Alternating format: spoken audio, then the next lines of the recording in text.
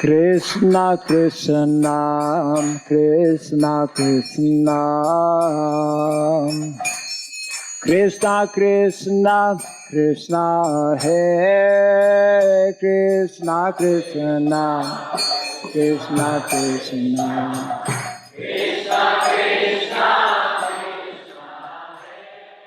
Om Namo Bhagavate Vasudevaya Om Namo Bhagavate Vasudevaya Om Namo Bhagavate Vasudevaya Om Sarabhyai Namaha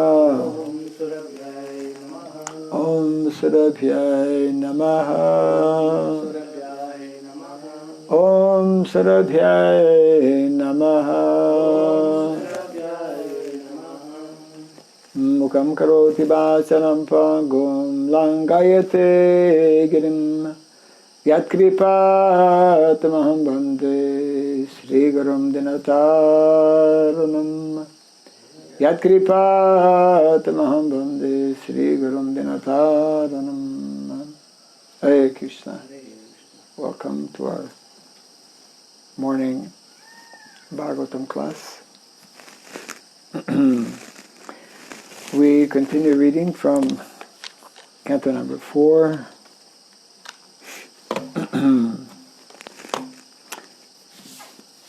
Chapter 20,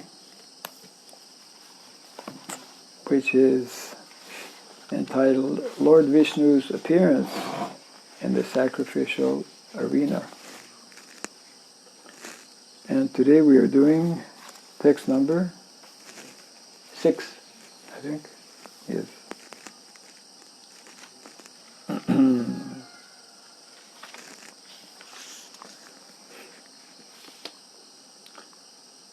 Asam Shakta Sarire Asmin Amunotpadite Grihe Apatye Dravine Vapi Kaha Kuryan Mamatam Buddha Asamsaktaha, being unattached, Sharire, to the body, Asmin, this, Amuna, by such a bodily conception, Utpadite, produced, Grihe, house, Apatye, children, Dravine, wealth, Va, or, Api, also, Kaha, who, Kuryat, would do, Mamatam, affinity,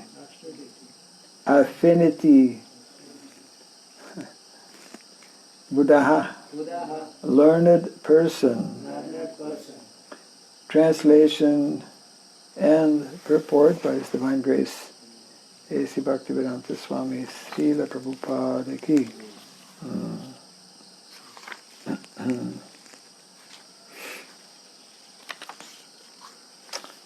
How can a highly learned person who has absolutely no affinity for the bodily conception of life be affected by the bodily conception in regard to house, children, wealth, and similar other bodily productions? Kindly repeat after me. How can a highly learned person who has absolutely no affinity for the bodily conception of life be affected by the bodily conception in regard to house, children, wealth, and similar other bodily productions.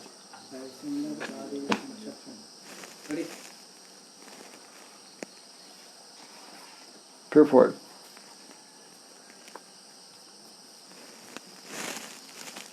The Vedic ritualistic ceremonies are certainly meant to please the Supreme Personality of Godhead, Lord Vishnu. However, by such activities, one does not factually satisfy the Lord. Rather, with the sanction of the Lord, one tries to satisfy one's own senses.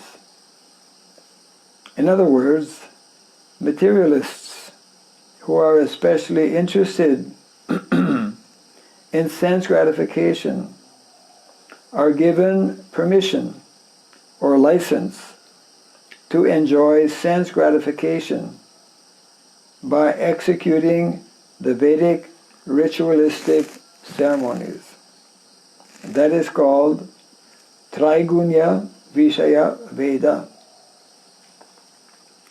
The Vedic performances are based on the three modes of material nature.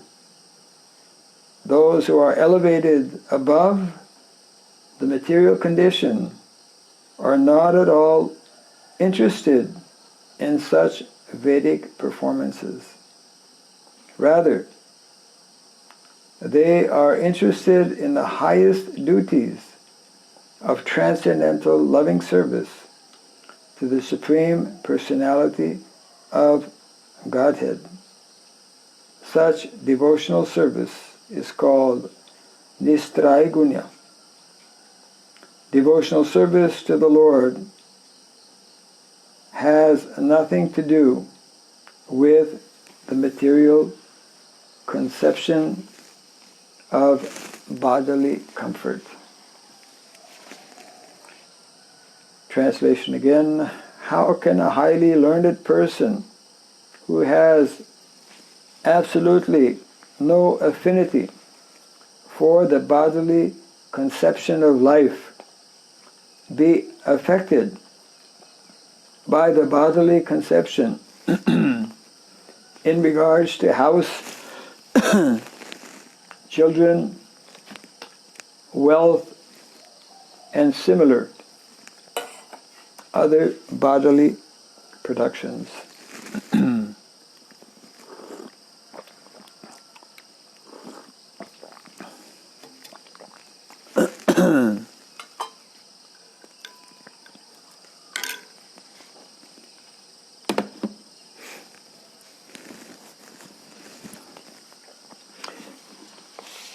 So a very important point is being made here, very important distinction.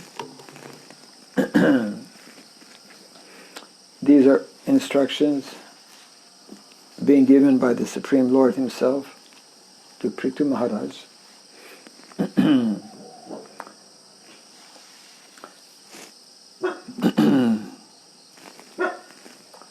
That one who is highly learned in Vedic knowledge, one who is highly learned in Shastra, one who actually knows what is Dharma, is not attached to the various ritualistic processes that are recommended in the Shastra. Not that he may not perform them or encourage others to perform, but the point being that there are two levels. Two levels means the level of performing activities that are recommended in the Shastra for what we call regulated sense gratification. Marriage, for example, is a concession for sense gratification. But under regulation.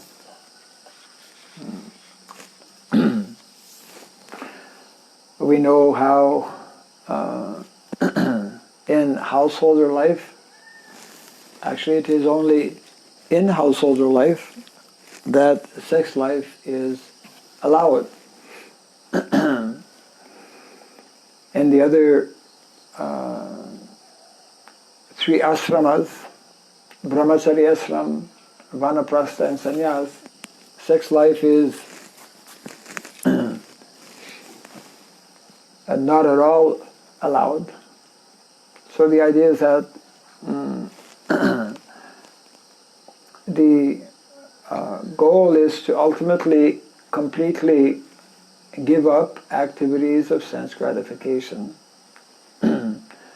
until one can come to that platform. Then one needs to follow the injunctions that are given in the Shastra.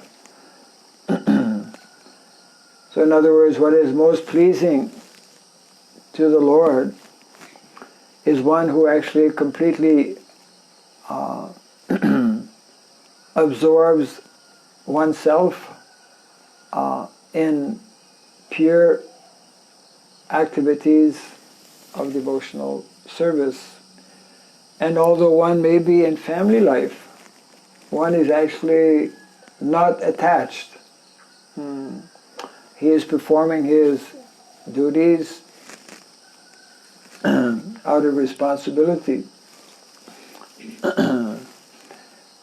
For the primary purpose of actually helping members of the family come to that higher level of transcendental realization. That is why we see in the Bhagavatam examples of various personalities who have very easily given up family life.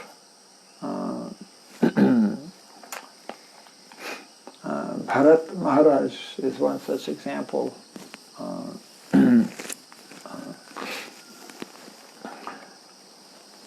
Parikshit Maharaj, they are all very exalted personalities who, although having accepted householder life, were able to give it up very easily.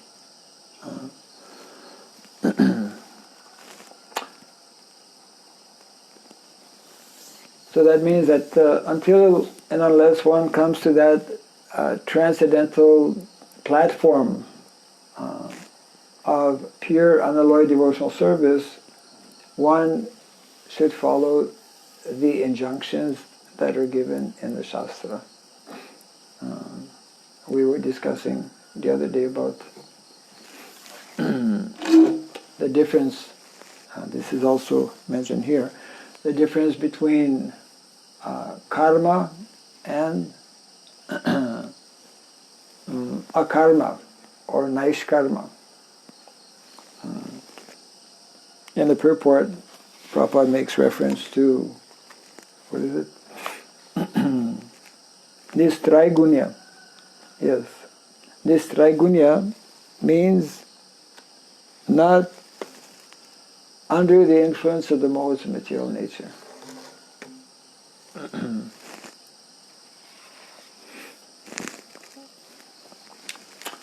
There are many examples in the associates of Lord Chaitanya Mahaprabhu. Lord Chaitanya had many exalted householders who were pure devotees. So it means that actually householder life is not an impediment for one to actually rise to that highest level of transcendence. One can be a pure devotee. One can rise above these modes of material nature even within family life. The example of Shivananda Sain in the pastimes of Lord Chaitanya Mahaprabhu. Although in householder life, when the devotees would travel to Jagannath Puri every year to meet Lord Chaitanya and be with him during the festival of Rath Yatra. So it is nicely described in the Chaitanya Charitamrita and other literatures how hundreds of devotees would actually leave Navadvip and travel by foot to Jagannath Puri. And of course, they would do that by walking, and every evening stopping at some place, just like our devotees do in Brajamandal Parikrama. Of course, this year they cannot do, but either in Mayapur, when they do the Navadvip Parikrama, they go for many days and they stay at a different village, and devotees have to prepare some staying place and cooking arrangements, so many things like this. So this was the situation when the devotees would go to Jagannath Puri, and Shivananda Sain was responsible to actually pay the toll whenever they would cross some waterway, some river. He would make sure that everyone has gone through, and then he would follow later. And they would have people, devotees, who were designated to make all the different arrangements. So among the many devotees who would travel, Nityananda Prabhu was also there. And it is narrated how one time when they came to the designated place where they would stay for that night, somehow prasadam was late, just like it happens in our temples sometimes. Prasadam is not ready. So, and then different devotees had, there were different arrangements made for accommodation. So on this particular day or evening, actually, prasadam was not ready, and proper arrangements had not been done. And Nityananda Prabhu became very upset. And he started blaming Shivananda Sain for having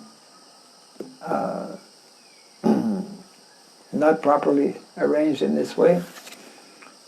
And he started, he was very upset. He was very angry. And in this way he started speaking against Shivananda Sain, and even cursed that his son should die. Shivananda Sain's wife was hearing all of this and naturally became extremely upset and started to cry. So So this whole scene was going on, and at that time Shivananda Sen arrived on the scene, and as soon as he could understand that some commotion was going on, as he approached the place where this commotion was going on, and he saw Nityananda Prabhu in an angry mood. As soon as he came close to Nityananda Prabhu, Nityananda, seeing Shivananda Sen, actually kicked him. We have to understand the personality of Nityananda, who is described as Abadut, someone who is, we could say, somewhat unpredictable in what he may say or what he may do.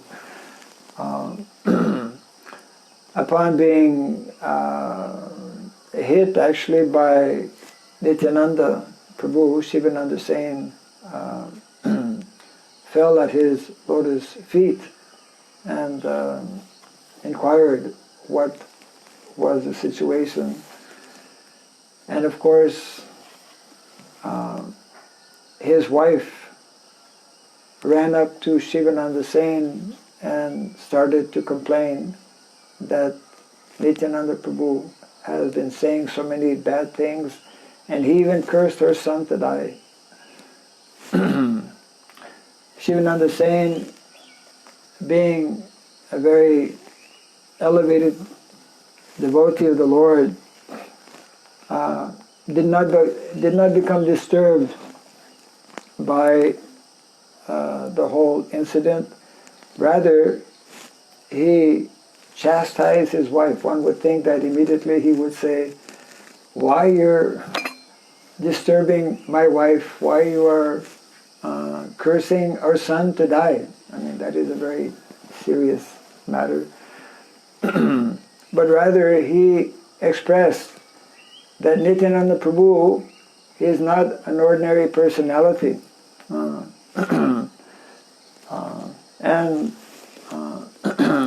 even if he is cursing our son to die, we should take this as a benediction. I mean, he was not just faking or imitating this.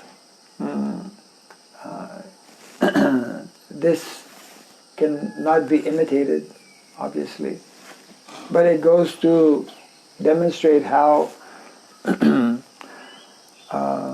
one who is actually on the transcendental platform does not allow himself to become disturbed by, because this is mentioned here in the purport, how generally people are in householder life are very attached to the home, to the family members, etc. like that. Bhagavatam explains how family life is most difficult, is binding individuals due to the bodily conception of life, and therefore most difficult to give up as well.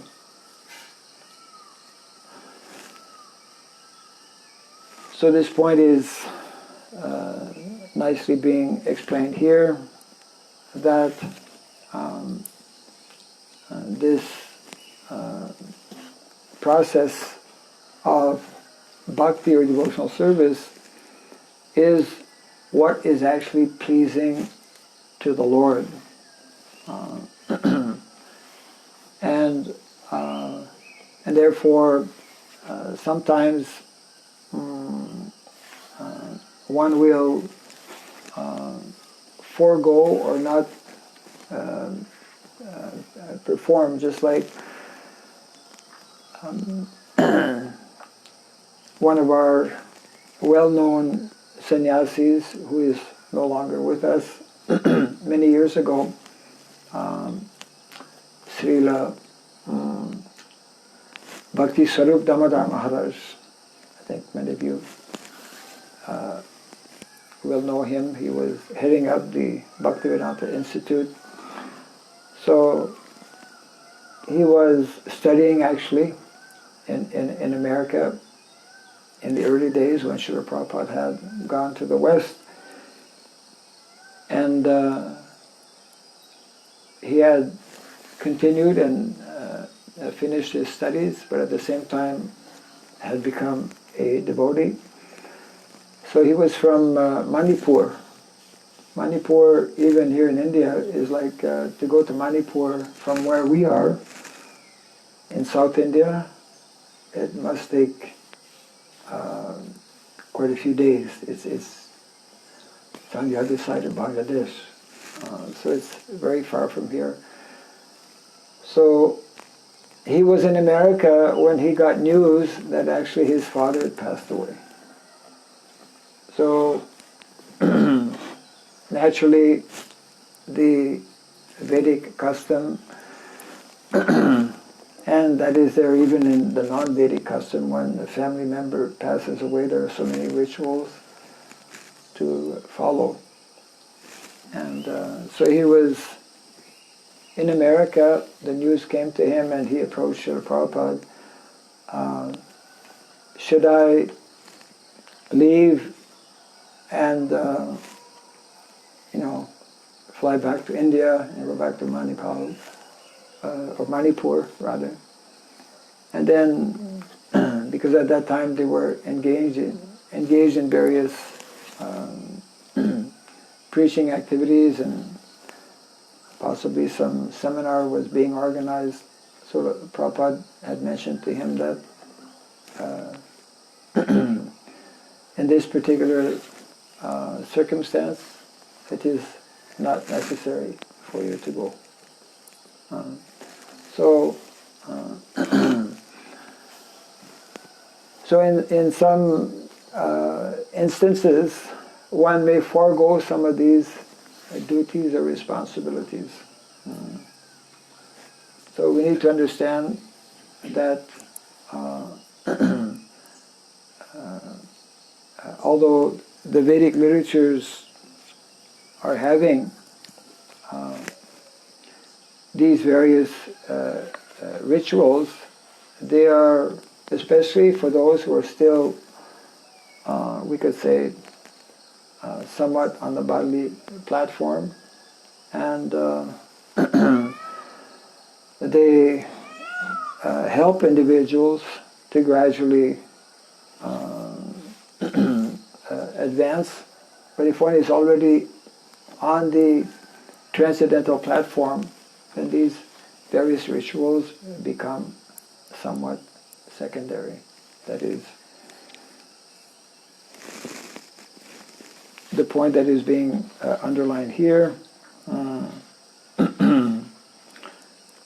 And I'll just read the text again. How can a highly learned person who has absolutely no affinity for the bodily conception of life be affected by the bodily conception in regard to house, children, wealth, and similar other bodily productions?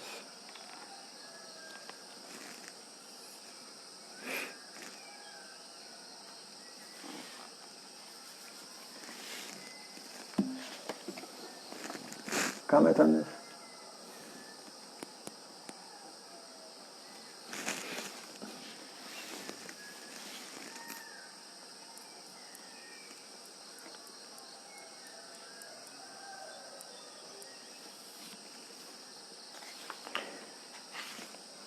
So we'll see in tomorrow's text the same similar theme will actually be continued.